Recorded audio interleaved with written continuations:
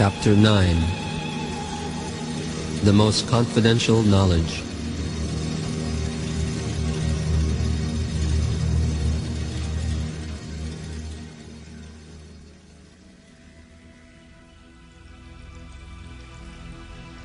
My dear Arjuna, I'll reveal a secret about myself.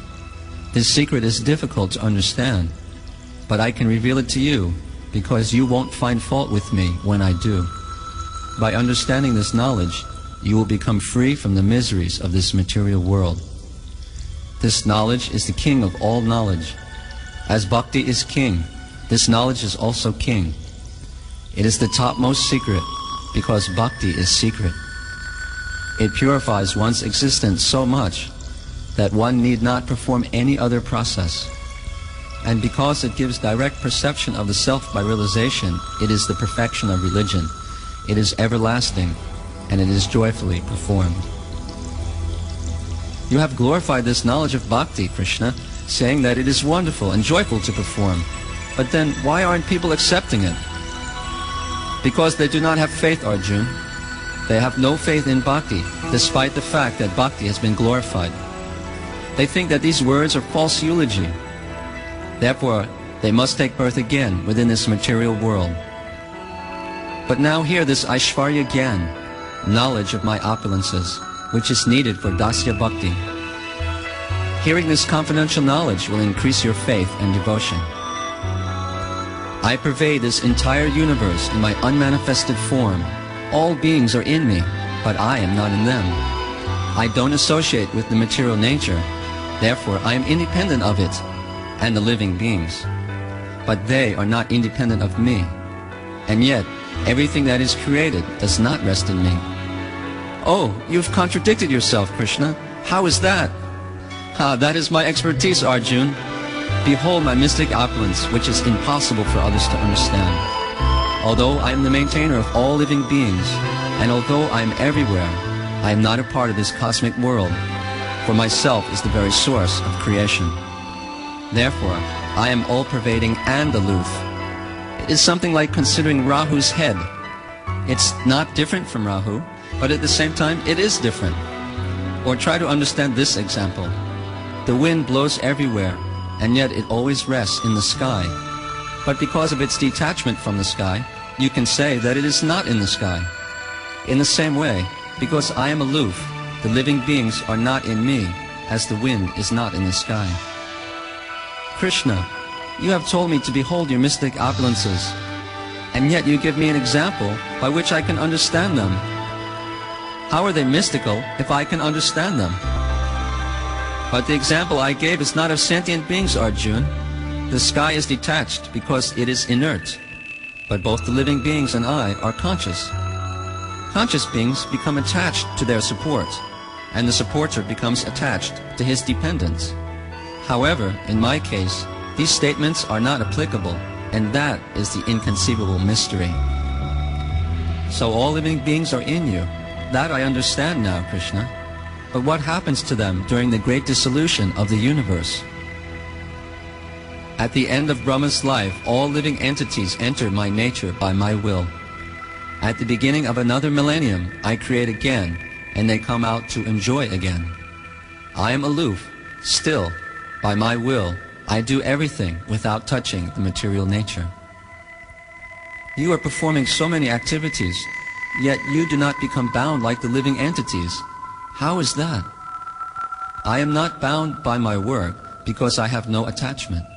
Attachment is the cause of bondage, not the work itself. Although I perform activities of different types, I am not bound because I am neutral. How are you neutral, Krishna? It is my energy, Arjuna, the material energy, which is producing all moving and non-moving beings.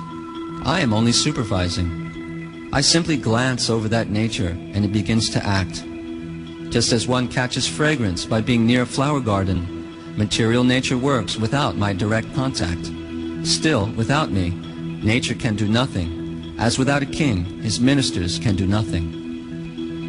Krishna, you create and pervade unlimited planets, and your form is full of knowledge and bliss. You are the source of Mahavishnu, and yet As Krishna, some people despise you. What is the reason for this? These people do not know that my form is superior to even Mahavishnu, and not knowing this, they simply deride me. They do not understand that my existence is superior. Because I exhibit a human-like form, they think that I have acquired my qualities due to tapasya. Those who are ignorant speak in this way, although even Lord Brahma worships me.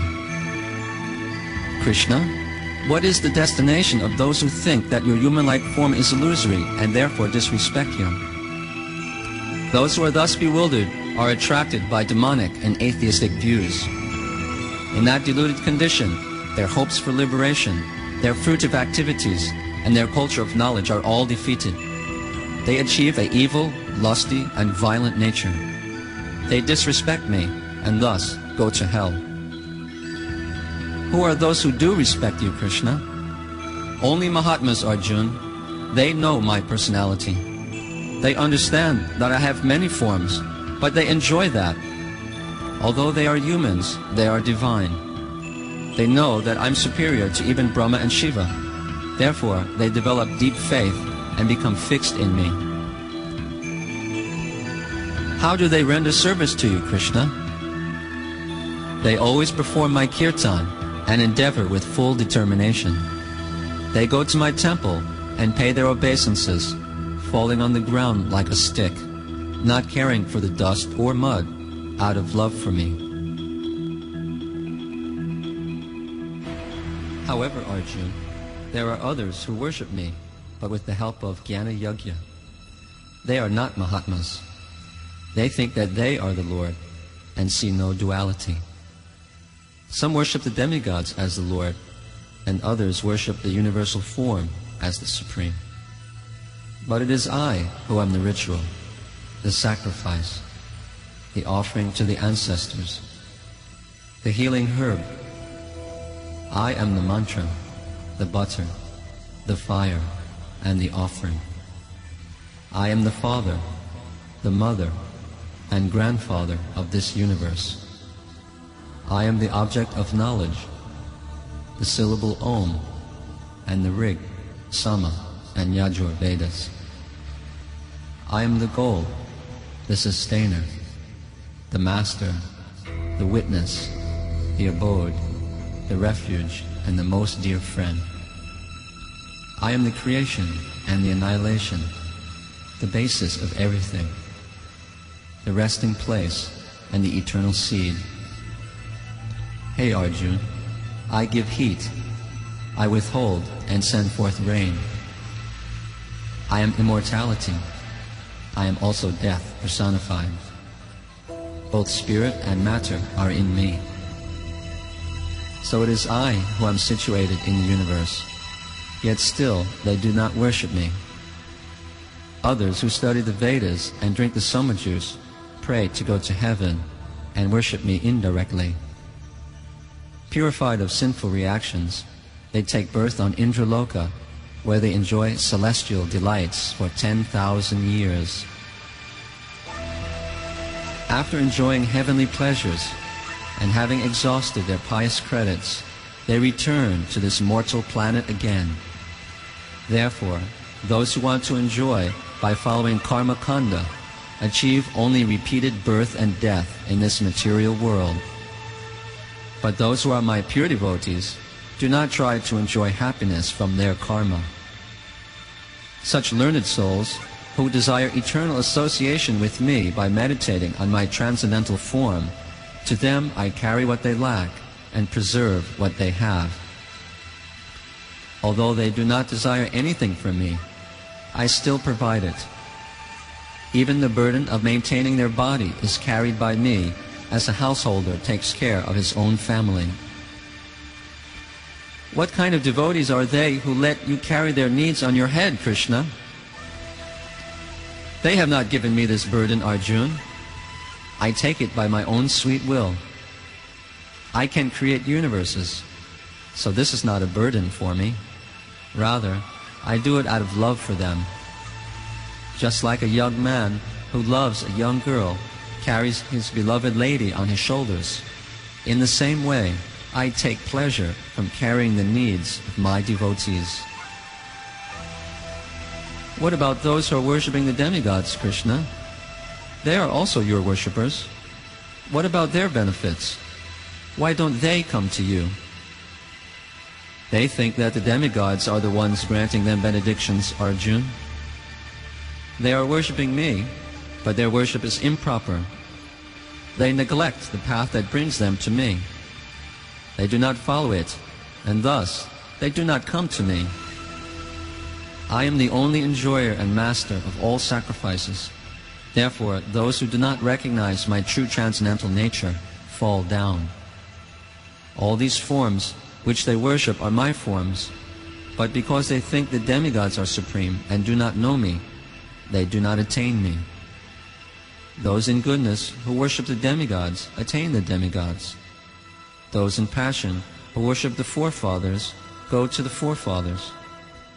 Those in ignorance who worship ghosts go to the planets of the ghosts.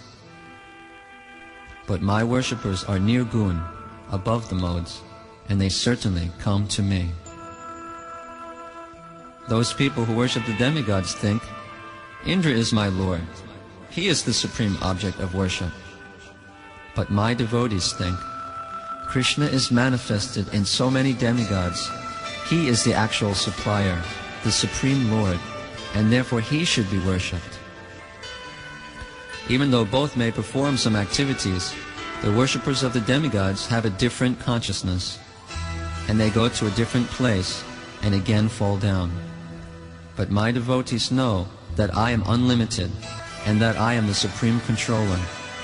Therefore, they come to me, remain in me, and never fall down. To worship these other demigods, one must endeavor so much.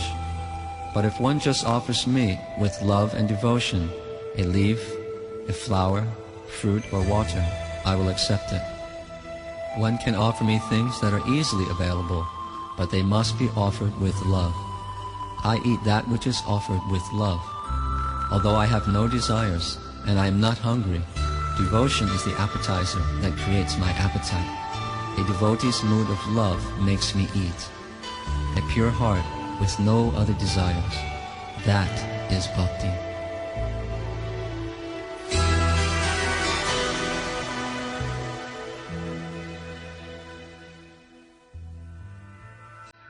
My dear Krishna, you've explained many types of activities and different types of devotees, but what is my qualification?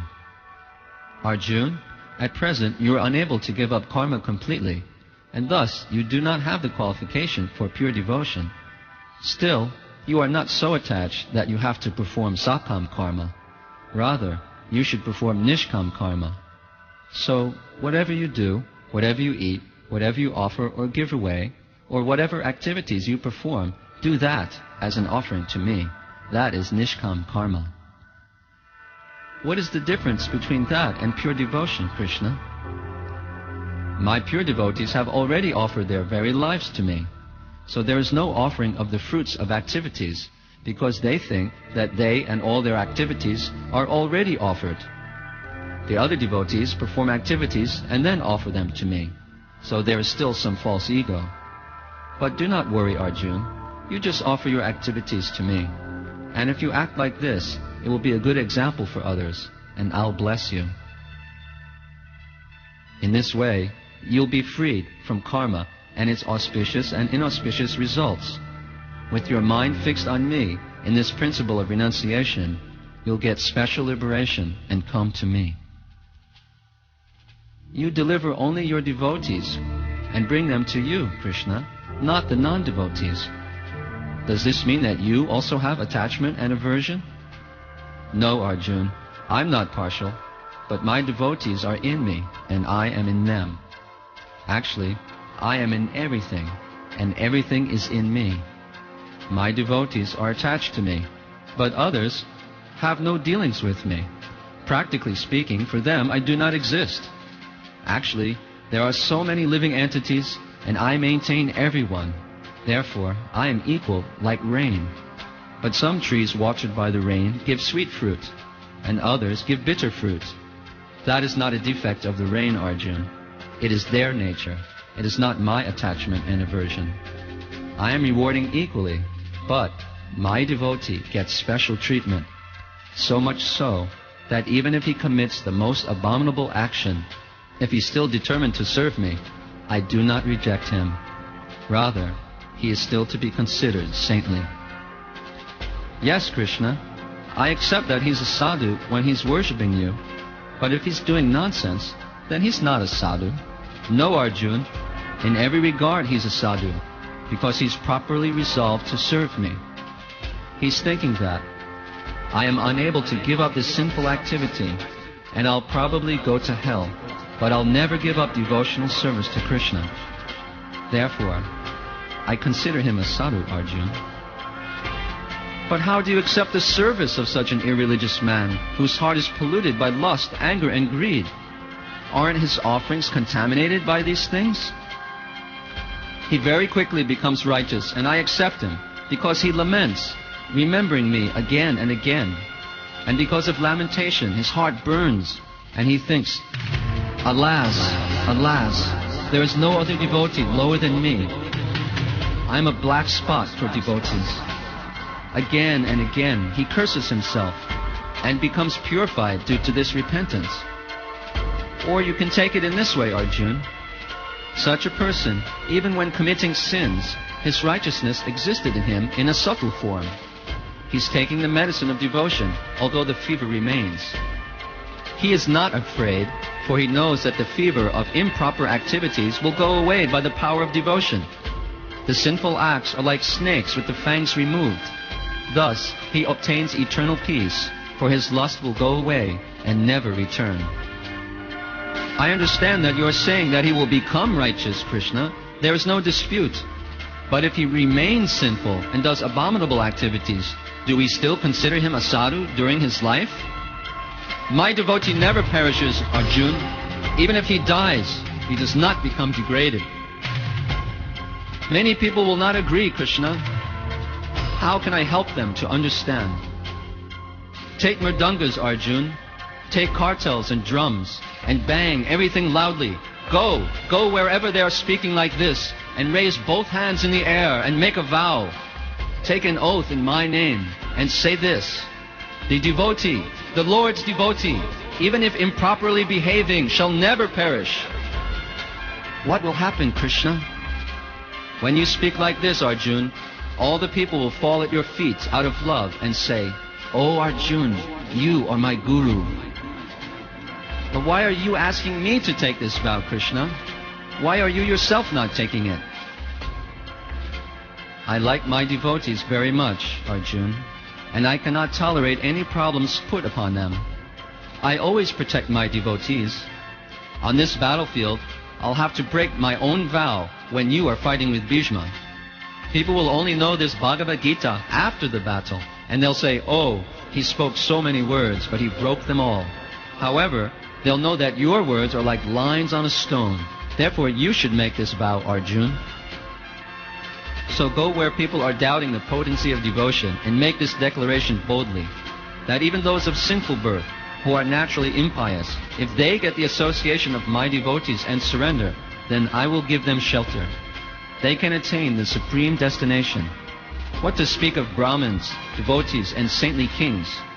Therefore, Arjuna, even though you have taken a temporary body in this world, you are a Raja Rishi, so render service to me. How should I do that, Krishna? Fix everything on me, Arjuna.